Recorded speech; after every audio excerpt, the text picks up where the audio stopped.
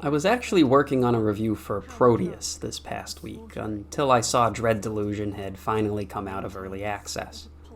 I booted it up just to see what exactly it was, and then 3 days passed as I explored the Oneric Isles, and I returned from those shores older, wiser, and holding tales far exceeding the worth of my fare. Anyways, Delusion is a 2024 release from independent studio Lovely Hellscape. It's a narrative and exploration game with some light RPG elements and some frankly skeletal combat systems in place. It's also one of the first games I've played in quite a while to truly embrace a weird fiction setting. At the forefront of the story is everything the fantasy genre usually keeps buried in the deep framework, like Tolkien's creation legend, or Conan the Barbarian's precursor races, or the Elder Scrolls' Chim. We've got ghosts born from moments instead of corpses, living gods and their lawyers, a magical language of unknowable complexity with grammar and syntax that shape and define the limits of the universe, and all sorts of other fun bits of lore and world building. We play as a prisoner of the Apostatic Union, an empire of many nations that united 40 years ago and overthrew the gods' dominion over mankind. In this game, there are many gods, and they are very powerful creatures that are tied to the language of the true speech that defines the universe. There's a cabal of humans known as Wiccans that bind the gods and their disciples into covenants, but these almost always involve blood sacrifices and are pretty much never truly advantageous for the humans involved. We arrive in the Oneric Islands 40 years after the completion of the God War that saw the majority of the world's gods impaled on mighty void-steel harpoons. It's becoming clear that these islands are inherently barren without the power of deities sustaining them, and so the islands are rife with secret cults attempting to bring back the old ways. Our character is drafted from their cell as part of an expendable strike force sent to eliminate a mercenary who gathered too much power and influence during the war, and who's trying to rewrite reality to her own whims using ancient technology. If it seems like there's a lot going on, there is. There's a lot going on all the time. Let's start off with the most immediately noticeable part of the game. Graphically, Delusion has gone for a sort of rose-tinted interpretation of PlayStation 1 graphics. Personally, the visuals remind me of that EverQuest expansion with the furries on the moon. We've got flat textures, impressionistic faces, and super saturated colors from the sky down to the grass. I think people forget that a lot of the early 3D graphics had the same goal as modern graphics. They were actively trying to capture maximum realism, but had to compromise to deal with the limitations of their hardware, twisting realism into symbolism when needed. So making a game with graphics like this in 2024 represents a fundamentally different artistic approach. You know they're aiming at creating a surreal experience instead of the most realistic one. This does give the designers more room to play around, and theoretically, they should be able to achieve entirely different and possibly better effects now that they are unbound by tech limitations. After all, it should be easier to build on a style than to invent a whole new one. I think Delusion is a great continuation of this artistic trend. The enemies have some particularly bonkers designs, and the setting of a floating archipelago allows for some real breath-stealing approaches and views. The game is also tremendous at blocking. Frequently, you'll walk through a small door and encounter a sprawling space dominated by an incomprehensible alien creature. And as you approach, slowly they resolve into some grotesque vision of humanity. It works for me, but I can easily see a lot of people turning away solely because of the graphics. I personally think it's an error to equate the newest and most realistic graphics with the best possible graphics. I do think there's a lot of value and beauty to be found in older styles, especially when devs put the effort into making an extremely stylized, surreal environment like this one. The surrealism is also helped tremendously by the soundtrack. There are relatively sparse, looped themes for each area. These are played fairly constantly.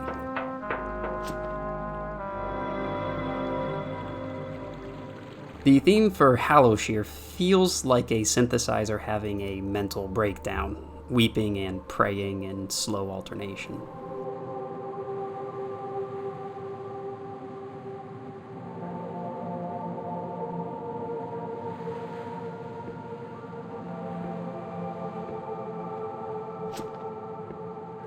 And then there's this castle music, which starts with a Final Fantasy riff and then cuts into the plucking of an electronic lute.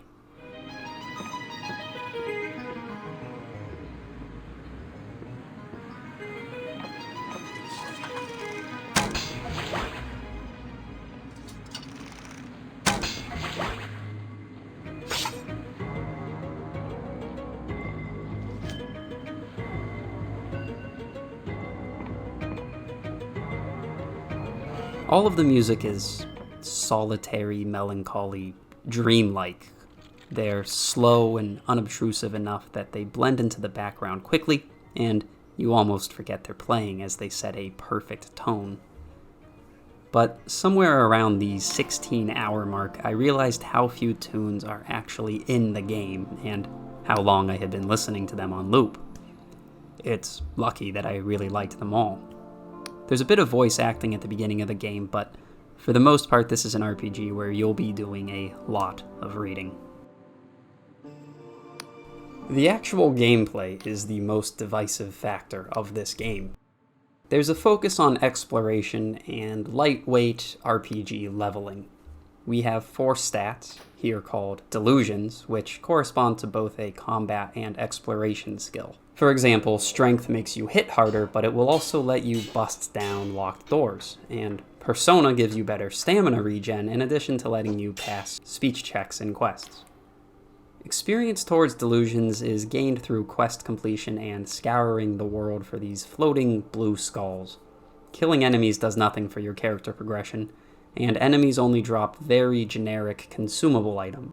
Throwing knives, potions, lockpicks, all the interesting magical gear is squirreled away in hard-to-find chests, locked behind skill checks and hidden objects. The game is trying to point the player away from the typical RPG action of killing everything that moves, because this is not a combat challenge game.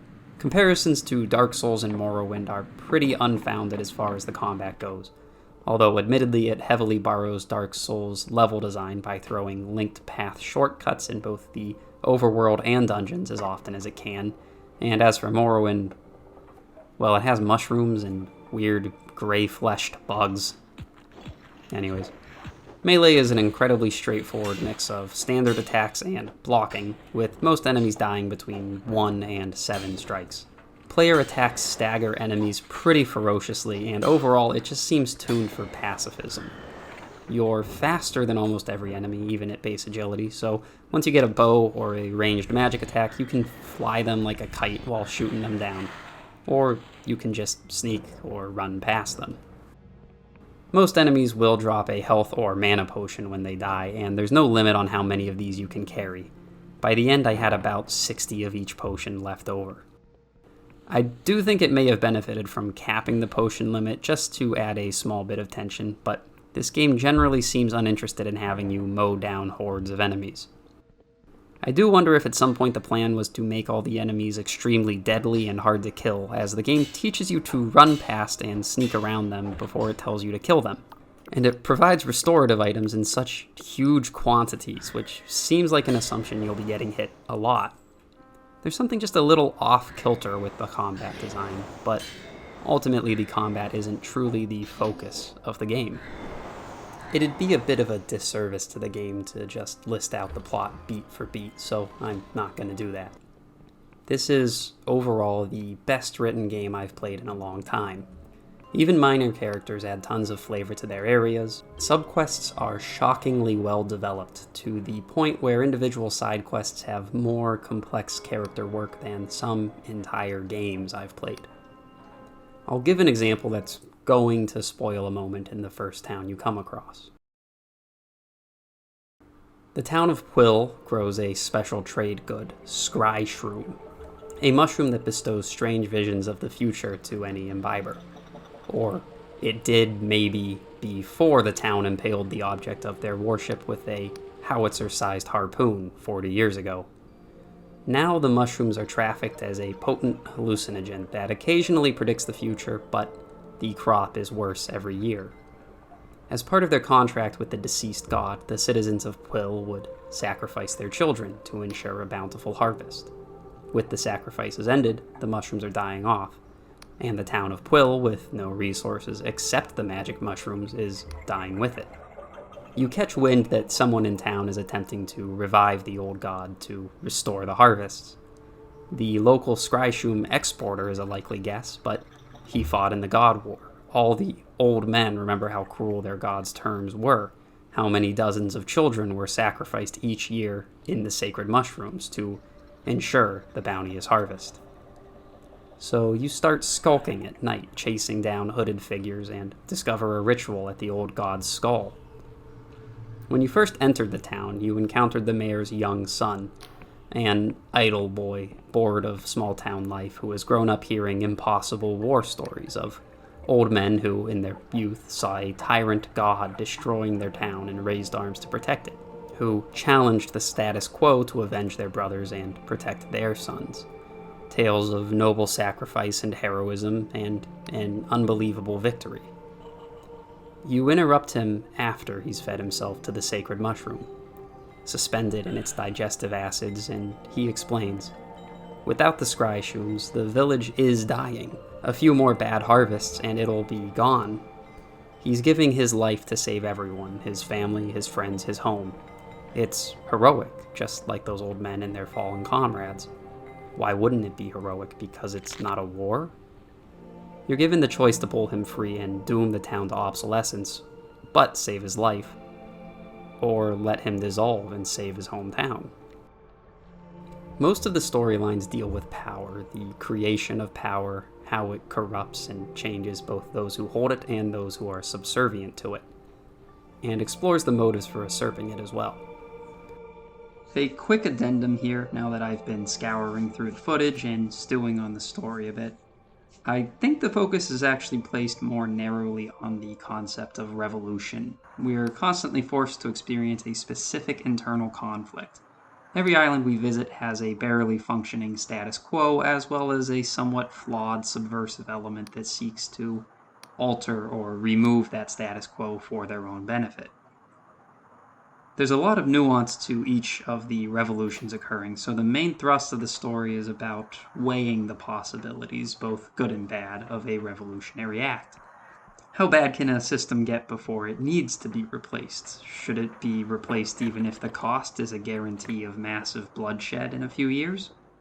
Anyway, back to the review. There's also tons of imaginative, blink-and-you'll-miss-it lore details here, like the Endless being so hungry for death that they lock themselves in tombs and spend their eternity playing dead as penance to some grim reaper figure, hoping to atone for overstaying their welcome and, finally, truly die. I definitely have a penchant for story-driven games with interesting characters with clear motivations carrying from their backstory into their present actions, and this game has loads of it. It was really a treat to play, which is probably why I devoured it so quickly. I didn't encounter any game-breaking bugs on my playthrough, but if I hadn't grabbed the magical recall spell as soon as I found it, I almost certainly would have been stuck in geometry until a reset. Based on other reviews, it seems like your mileage may vary. The worst I encountered was in the last quarter of the game, where some environments just seemed like they missed a proofing pass. Floating objects, textures scrolling around as I walked, that kind of thing. The dev team has been releasing bug fix patches pretty regularly since launch, so within a month or two I'd expect a lot of these issues to be resolved. Dread Delusion was a hell of a ride. One of those games that seems tailor-made for me and my tastes. I was actively enthralled for the whole 20-ish hour runtime, and I already plan on playing it again.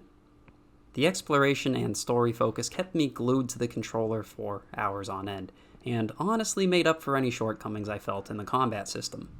My only real complaint is that a lot of the magic items are backloaded into the last third of the game, so you don't have a tremendous amount of time to play around with the cool stuff. I'd like to remind everyone that I make no attempt at objectivity with these reviews. Gaming and enjoyment are inherently subjective. There are games you couldn't pay me to play that other people are willingly dropping thousands of hours into. On the pain scale, I'd give Dread Delusion a painless. It's a really sublime storytelling experience, with a setting that goes above and beyond fantasy norms and achieves something truly unique. It's bold, it's weird, and I had a blast. Well, that's it for my 18th review. Big thanks to everyone who keeps tuning in and liking these little videos. I really appreciate it.